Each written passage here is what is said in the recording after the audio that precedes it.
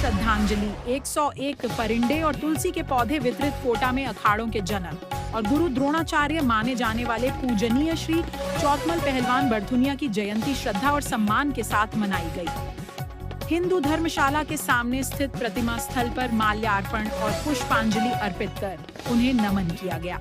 इस अवसर पर कांग्रेसी नेता प्रहलाद गुंजल, गोदावरी धाम के महंत शैलेंद्र भार्गव, कुश्ती संघ के इंद्र सिंह दत्ता सहित कई गणमान्य लोग मौजूद रहे। वक्ताओं ने कहा कि गुरु चौतमल पहलवान ने युवाओं को अनुशासन, व्यायाम और स्वस्थ जीवन की प्रेरणा दी। कार्यक्रम में युवाओं से नशे से दूर रहने और कुश्ती व व्यायाम अपनाने का आह्वान किया गया। साथ ही पर्यावरण और जीव संरक्षण का संदेश देते हुए 101 परिंदे तथा तुलसी के पौधे भी वितरित किए।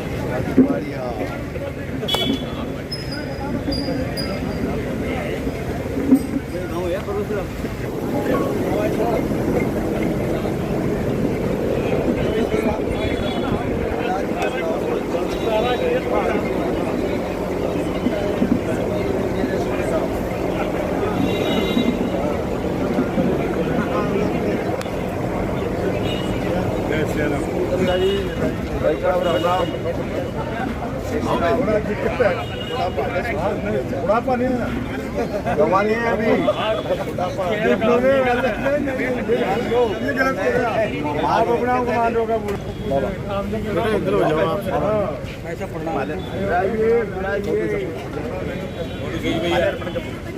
कर लेते हैं।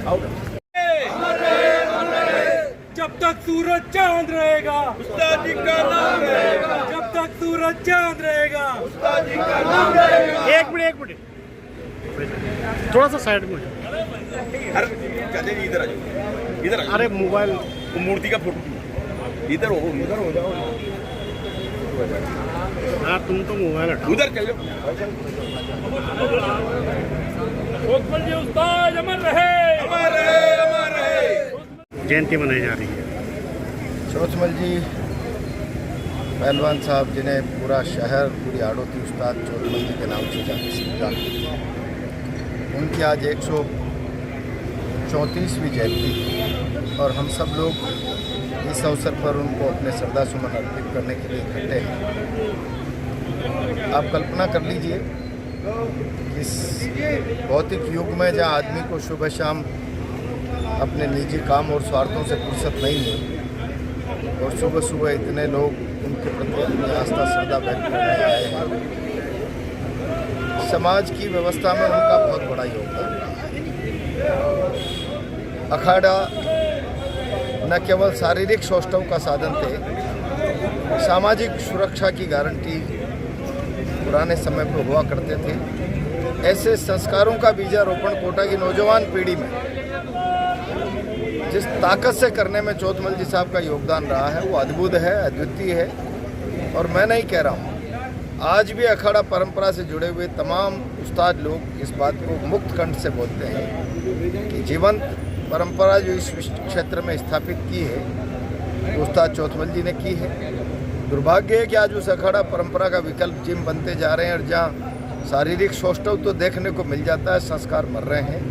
हमें सोचना चाहिए आज इनकी जयंती के शुभ अवसर पर कि जो संस्कारों का बीजारोपण शारीरिक सौष्ठव के साथ चौतमल जी उस्ताद जैसे लोगों ने समाज में करने का प्रयास किया, हम सब लोग उस विचार को ताकत दें। यही सच्ची श्रद्धांजलि, उनके प्रति श्रद्धा मनाई जा रही है। ये निश्चित रूप से कोटा का बहुत बड़ा गौरव है। 134वीं जयंती, 134वीं जयंती का मतलब ये होता है कि जो व्यक्ति अगर कुछ संसार में आया है और कुछ करके जाता है, युवा पीढ़ी को जो प्रेरणा दे करके जाता है, निश्चित रूप से उनकी जो प्रेरणा आज भी काम कर रही है और ये प्रेरणा देती है युवा पीढ़ी को कि आप इस संसार में आए हो तो निश्चित रूप से शरीर को बलिष्ठ बनाओ, ताकतवर बनाओ। हम हनुमान जी के उपासक हैं।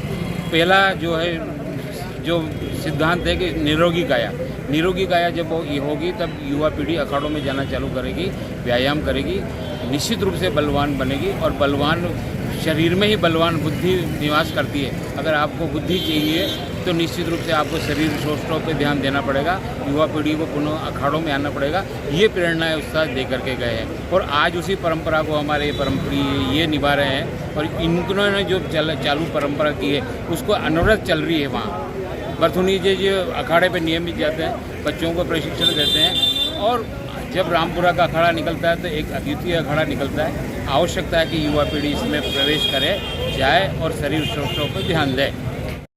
ये हमारे चौथमल उस्ताद कोटा की कुश्ती जगत के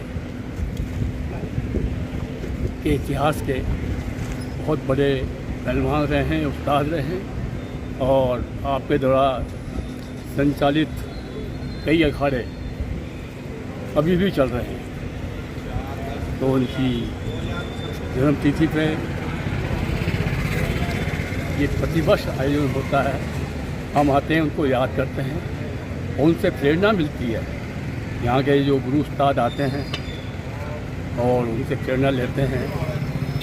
ये नाथुल्लाह जी हमारे पास खड़े हैं, मंगलेश्वर व्यायामशाला, वो भी इसी चौथमल जी उस्ताद के ही शिष्य हैं और मंगलेश्वर व्यायामशाला का संचालन कर रहे हैं और सबसे अनुशासित व्यायामशाला है मंगलेश्वर व्यायामशाला। बहुत सी व्यायामशालाएँ हैं यहाँ पर और हम यही आशा करते हैं कि कोटा की कुश्ती चौथमल जी के आशीर्वाद से आगे बढ़े और यहाँ और अंतर्राष्ट्रीय पहलवान, ओलंपिक पहलवान बने।